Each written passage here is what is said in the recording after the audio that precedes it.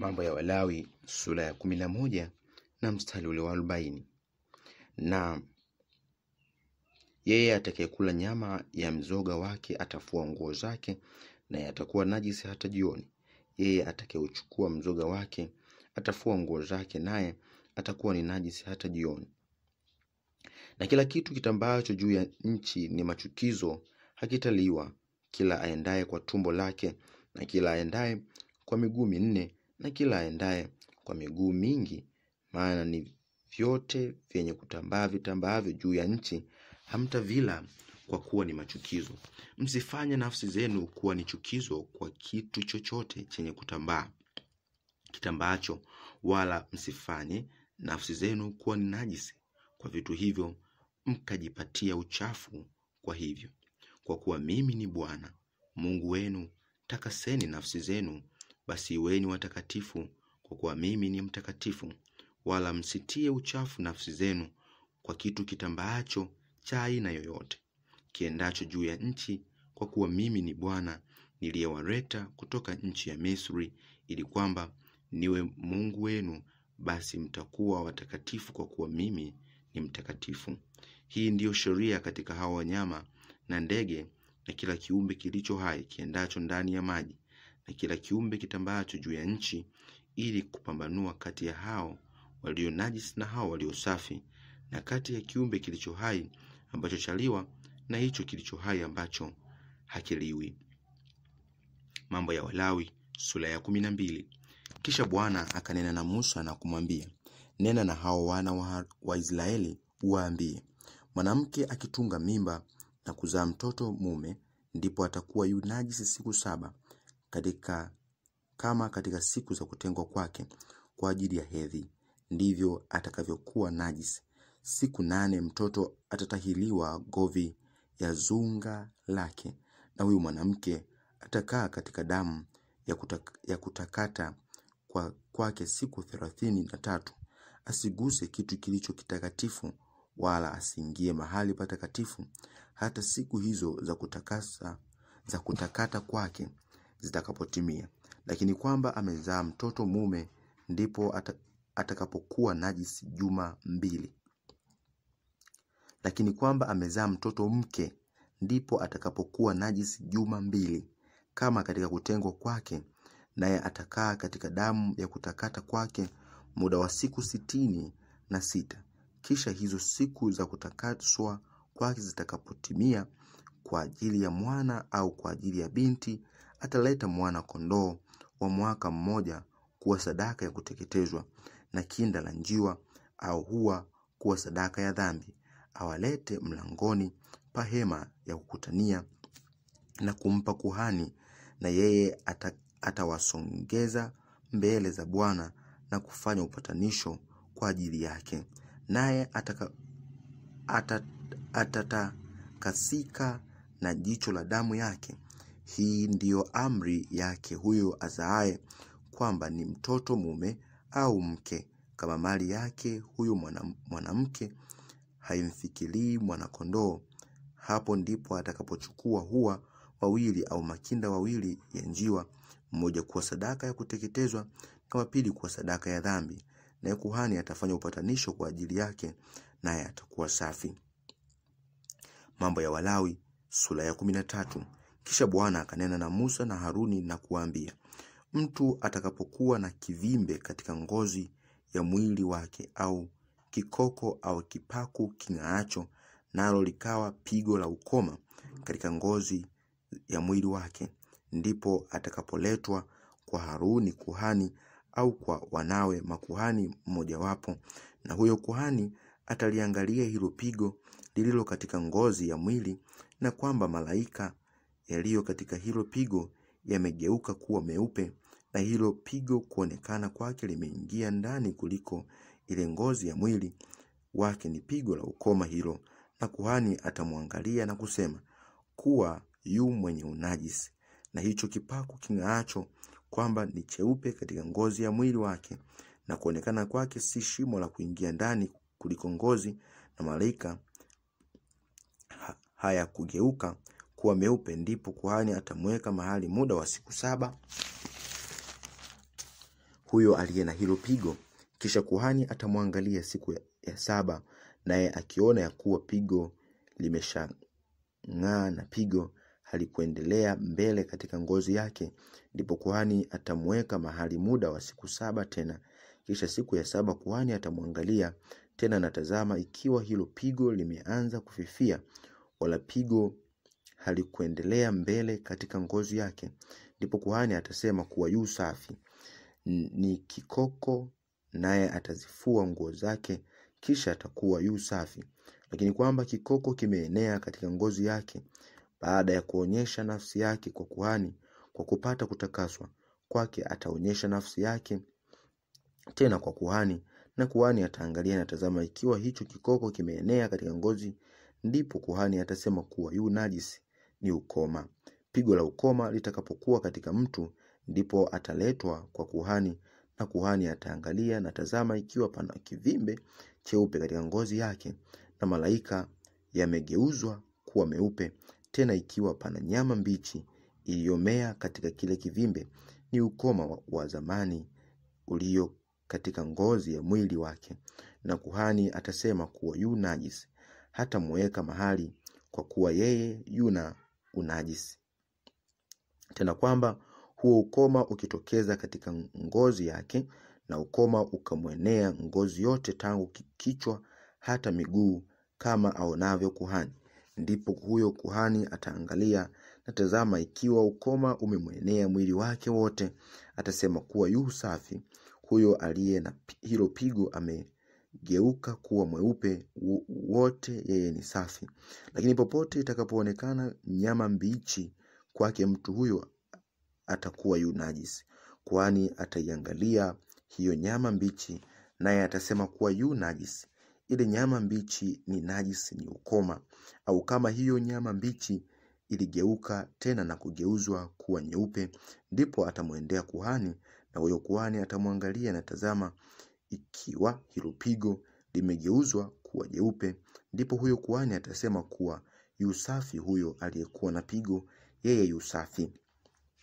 Tena mwili wa mtu utakapokuwa na jipu katika ngozi yake, nalo limepoa, na mahali palipokuwa na lile jipu pana kivimbe cheupe au kipaku king'aacho cheupe lakini chekundu kidogo, ndipo atamwonyesha kuhani mahali hapo, na kuhani ataangalia na tazama kwamba kumeonekana kuingia ndani kuliko ngozi yenyewe, na malaika yakiwa yamegeuka kuwa meupe, ndipo kuhani atasema kwamba yu najisi, na pigo la ukoma limetokea katika hilo jipu. Lakini kuhani akipaangalia na tazama, hamna malaika meupe ndani yake, wala hapana pa kuingia ndani kuliko ile ngozi, lakini paanza kufifia, ndipo kuhani atamweka mahali muda wa siku 7, na kwamba pameenea katika ngozi, ndipo kuhani atasema kwamba yu najisi, hili ni pigo.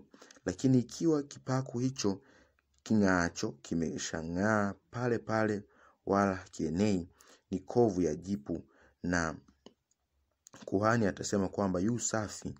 Au mwili wa mtu ukiwa una mahali katika ngozi yake penye moto, na hiyo nyama iliyomea pale penye moto, kama kikiwa kipaku chekundu kidogo au cheupe, ndipo kuhani atapaangalia na tazama, yakiwa malaika yaliyo katika kile kipaku yamegeuka kuwa meupe, na kwamba kumeonekana kuingia ndani kuliko ngozi yenyewe, ni ukoma umetokea katika mahali penye moto, na kuhani atasema kwamba yu najisi. Hili ni pigo la ukoma. Lakini kuhani akipaangalia na tazama, malaika meupe hamna katika hicho kipaku king'aacho, nacho hakikuingia ndani kuliko ngozi, lakini chafifia, ndipo kuhani atamweka mahali muda wa siku 7, na kuhani atamwangalia siku ya 7 kama kimeenea katika ngozi, ndipo huyo kuhani atasema kwamba yu najisi. Hili ni pigo la ukoma. Na kama hicho kipaku kikishang'aa pale pale, wala hakikuenea katika ngozi, lakini kimefifia, ni kufura kwake pale penye moto, na kuhani atasema kwamba yu safi, kwa kuwa ni kovu la kuwasha hili. Tena mtu mume au mke akiwa na pigo juu ya kichwa au katika ndevu zake, ndipo kuhani ataliangalia hilo pigo, na tazama kwamba kumeonekana kuingia ndani kuliko ngozi yenyewe, tena zikiwamo nywele za rangi ya manjano kisha nyembamba. Ndipo kuhani atasema kwamba yu najisi, maana ni kipwepwe, ni ukoma wa kichwa au wa ndevu. Tena kuhani akiliangalia lile pigo la kipwepwe, atazama kwamba kumeonekana si kuingia ndani kuliko ngozi yenyewe, wala hamna nywele nyeusi ndani yake, ndipo kuhani atamweka mahali huyo aliye na pigo la kipwepwe muda wa siku 7, na siku ya 7 kuhani ataliangalia hilo pigo, na ikiwa hicho kipwepwe hakikuenea wala hamna nywele za rangi ya manjano ndani yake, na kwamba kipwepwe hakionekani kuingia ndani kuliko ngozi yenyewe, ndipo huyo mtu atanyolewa, lakini hicho kipwepwe hata kinyoa, na kuhani atamweka mahali huyo aliye na kipwepwe muda wa siku 7 tena. Na siku ya 7 kuhani atakiangalia hicho kipwepwe, na tazama ikiwa kipwepwe hakikuenea katika ngozi yake wala hakionekani kuingia ndani kuliko ngozi, ndipo huyo kuhani atasema kwamba yu safi, naye atazifua nguo zake, naye atakuwa yu safi. Lakini hicho kipwepwe kama kikienea katika ngozi yake baada ya kutakasika kwake, ndipo kuhani atamwangalia, na ikiwa hicho kipwepwe kimeenea katika ngozi yake, kuhani hata tafuta hizo nywele za rangi ya manjano, yeye yu najisi. Lakini akiona ya kuwa hicho kipwepwe kimeshang'aa na nywele nyeusi zimemea humo, hicho kipwepwe kimepoa, naye yu safi, na huyo kuhani atasema kwamba yu safi. Mtu mume au mke atakapokuwa na vipaku ving'aavyo katika ngozi ya mwili, vipaku ving'aavyo vyeupe, ndipo kuhani ataangalia, na tazama ikiwa vile vipaku ving'aavyo vilivyo katika ngozi ya mwili wake ni vyeupe kidogo, ni mba hivyo imetokea katika ngozi, yeye yu safi.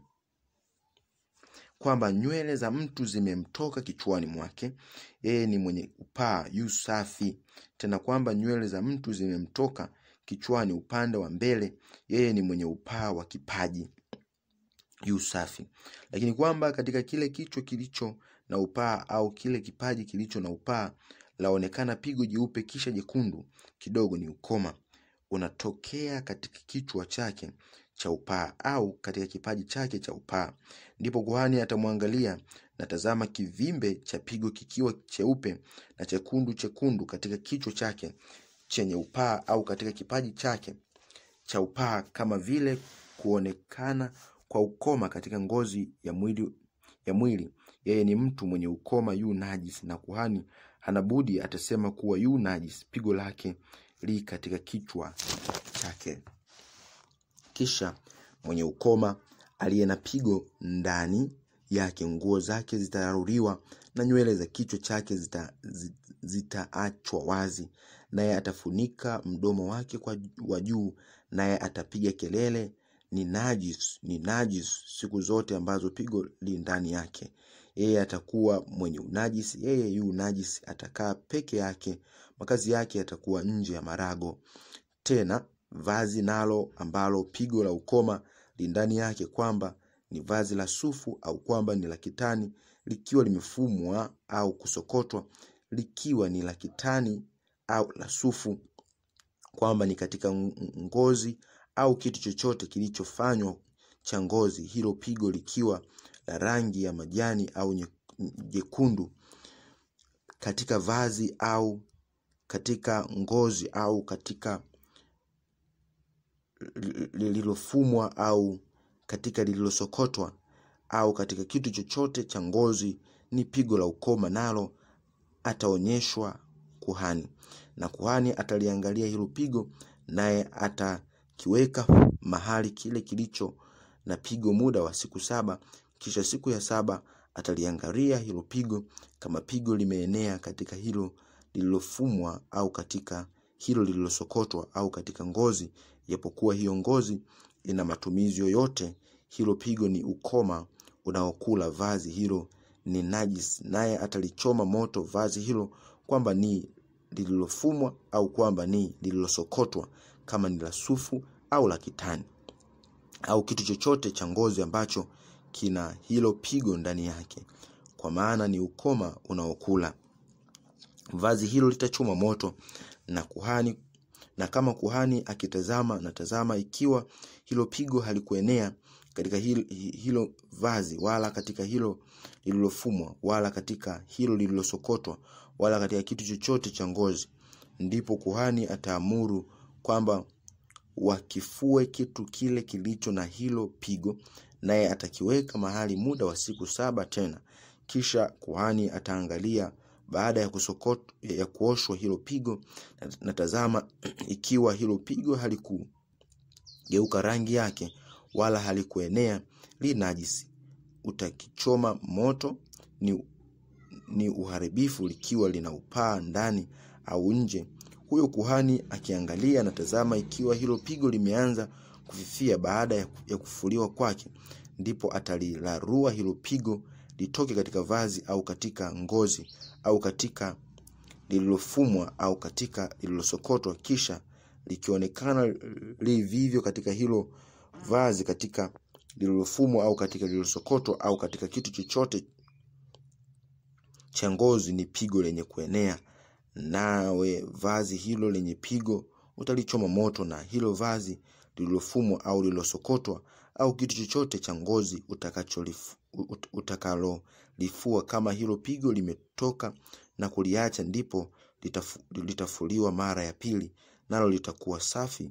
Na katika pigo la ukoma katika vazi la sufu au la kitani, kama ni katika lililofumwa au lililosokotwa au katika kitu chochote cha ngozi, sheria yake ni hiyo, kusema kwamba ni safi au kusema kwamba ni najisi.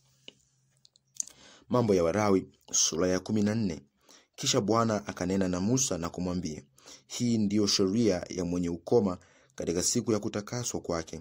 Ataletwa kwa kuhani, na huyo kuhani atatoka aende nje ya marago, na kuhani ataangalia na tazama, ikiwa pigo la ukoma limepoa kwake huyo mwenye ukoma, ndipo huyo kuhani ataagiza kwamba watwae kwa ajili yake atakayetakaswa ndege wawili walio hai, ambao ni safi, na mti wa mwerezi, na sufu nyekundu, na hisopo. Kisha kuhani ataagiza ndege mmoja achinjwe katika chombo cha udongo kilicho juu ya maji ya mtoni. Kisha huyo ndege aliye hai atamshika na huo mti wa mwerezi, na hiyo sufu nyekundu, na hisopo, naye atavichovya hivyo pamoja na yule ndege aliye hai katika damu ya huyo ndege aliyechinjwa juu ya maji ya mtoni. Kisha atamnyunyizia huyo atakayetakaswa na ukoma mara 7, naye atasema kwamba yu safi. Kisha atamwacha yule ndege aliye hai aende zake nyikani, naye huyo atakayetakaswa atazifua nguo zake na kunyoa nywele zake zote na kuoga katika maji, naye atakuwa safi. Baada ya hayo ataingia ndani ya marago, lakini ataketi nje ya hema yake muda wa siku 7.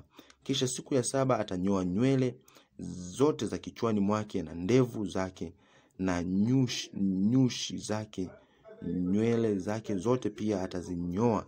Kisha atazifua nguo zake na kuoga mwili wake majini, naye atakuwa safi. Kisha siku ya 8 atachukua wana-kondoo 2 waume wakamilifu na mwana-kondoo mmoja wa kike wa mwaka wa kwanza mkamilifu, na sehemu 3 za 10 za efa moja ya unga mwembamba kuwa sadaka ya unga kuchanganywa na mafuta, na rogi moja ya mafuta. Kisha kuhani atakayemtakasa atamsimamisha huyo mtu atakayetakaswa pamoja na vitu vile vyote mbele za Bwana mlangoni pa hema ya kukutania. Kisha kuhani atamshika mmoja katika hao wana-kondoo waume na kumsongeza awe sadaka ya hatia pamoja na hiyo logi ya mafuta. Kisha atavitikisa kuwa ni sadaka ya kutikiswa mbele za Bwana. Kisha atamchinja huyo mwana-kondoo mahali hapo wachinjapo sadaka ya dhambi na sadaka ya kuteketezwa ndani ya mahali patakatifu, kwa kuwa kama hiyo sadaka ya dhambi ilivyo ya kuhani ni vivyo, sadaka ya hatia ni takatifu sana.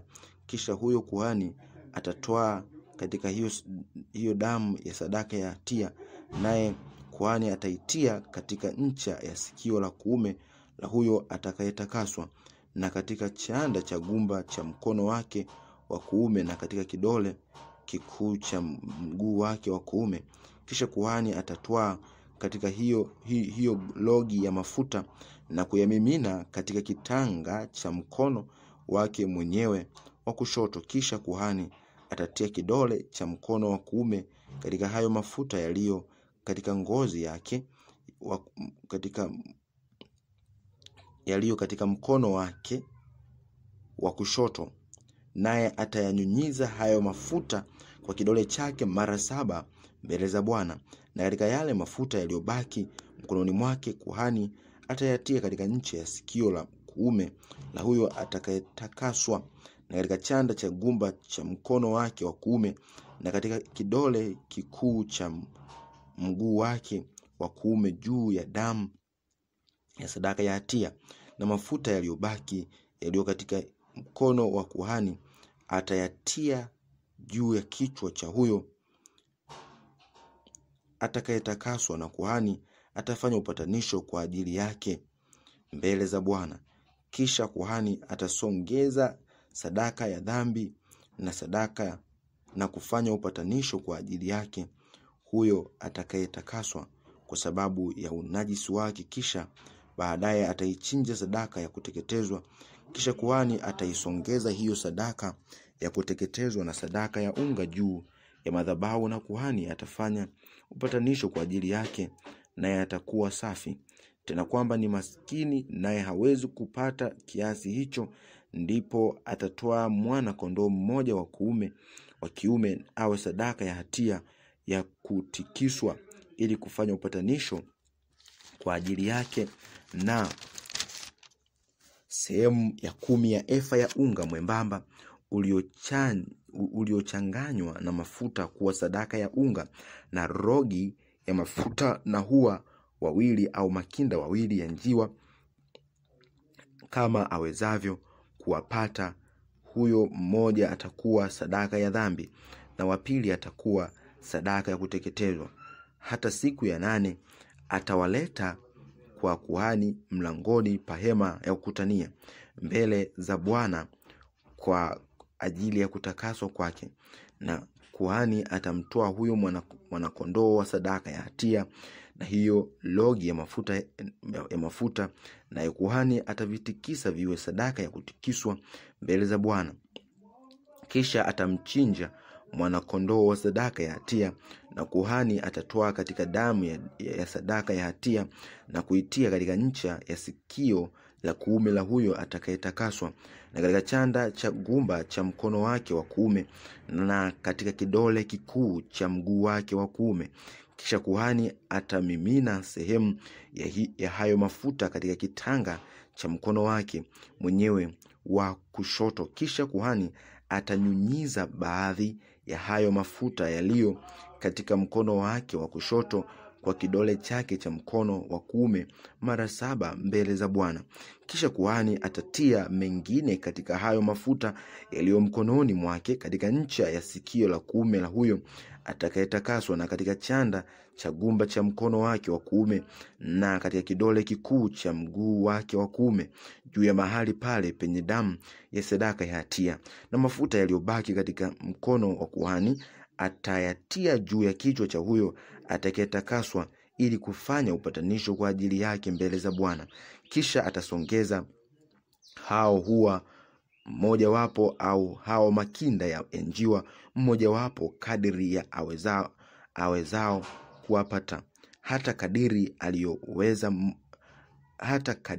aliyoweza mmoja kuwa sadaka ya dhambi, na wa pili kuwa sadaka ya kuteketezwa pamoja na sadaka ya unga.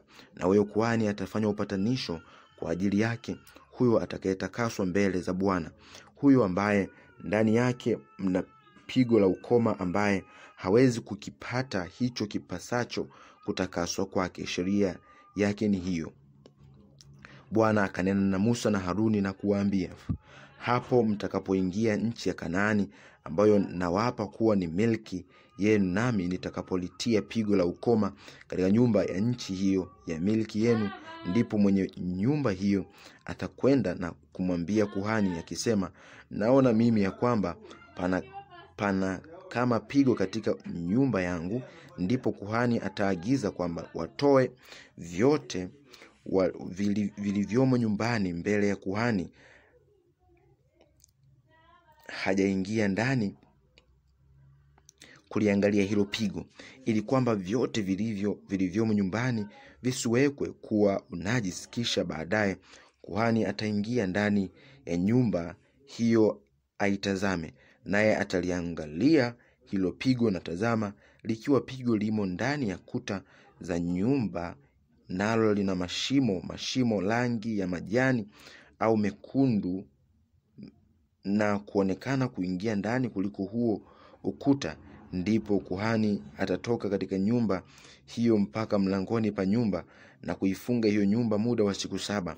Siku ya 7 kuhani atakwenda tena, na ataliangalia, na tazama, likiwa pigo limeenea katika kuta za nyumba, ndipo kuhani atawaambia wayatoe hayo mawe yaliyo na pigo na kuyatupa mahali penye uchafu nje ya mji, naye atafanya kwamba hiyo nyumba ikwangue ndani pande zote, na chokaa watakayokwangua wataimwaga nje ya mji mahali palipo na uchafu. Kisha watatoa mawe mengine na kuyatia mahali pa mawe hayo, naye atatoa chokaa nyingine na kuipaka chokaa hiyo nyumba. Na kama hilo pigo likirudi tena na kutokea ndani ya nyumba baada ya yeye kuyatoa hayo mawe, na baada ya kuikwangua nyumba, na baada ya kupakwa chokaa, ndipo kuhani ataingia ndani na kuangalia, tazama, likiwa pigo limeenea ndani ya hiyo nyumba, ni ukoma unaokula hiyo nyumba, ni katika unajisi, naye ataibomoa nyumba, mawe yake na miti yake na chokaa yote ya hiyo nyumba, naye atavichukua vyote nje ya mji hata mahali palipo na uchafu. Tena mtu atakayeingia ndani ya hiyo nyumba wakati huo wote uliofungwa atakuwa najisi hata jioni. Na mtu alalaye ndani ya nyumba hiyo atazifua nguo zake, na alaye chakula ndani ya nyumba hiyo atazifua nguo zake. Tena kwamba kuhani akiingia ndani na kuangalia, na tazama, ikiwa pigo halikuenea katika hiyo nyumba baada ya nyumba kupakwa chokaa, ndipo kuhani atasema kwamba hiyo nyumba isafi, maana pigo limepoa. Naye atatoa ndege wawili na mti wa mwerezi na sufu nyekundu na hisopo kwa kuitakasa hiyo nyumba, naye atamchinja mmojawapo wa ndege hao katika chombo cha udongo kilicho juu ya maji ya mtoni. Kisha atatoa huo mti wa mwerezi na hisopo na sufu nyekundu pamoja na huyo ndege aliye hai, na kuvichovya vyote katika damu ya huyo ndege aliyechinjwa, na katika hayo maji ya mtoni, na kuinyunyiza nyumba mara 7. Naye ataitakasa hiyo nyumba kwa damu ya ndege na kwa maji ya mtoni, na kwa huyo ndege aliye hai, na kwa mti wa mwerezi, na kwa hisopo, na kwa sufu nyekundu. Lakini ndege aliye hai atamwacha atoke mle mjini aende nyikani. Ndivyo atakavyofanya upatanisho kwa ajili ya hiyo nyumba, nayo itakuwa safi. Hiyo ndiyo sheria ya pigo la ukoma ya kila aina, na ya kipwepwe, na ya ukoma wa vazi, na ukoma wa nyumba, na kivimbe, na kikoko, na kipaku king'aacho, ili kufunza itakapokuwa ni unajisi na itakapokuwa ni safi. Hiyo ndiyo sheria ya ukoma.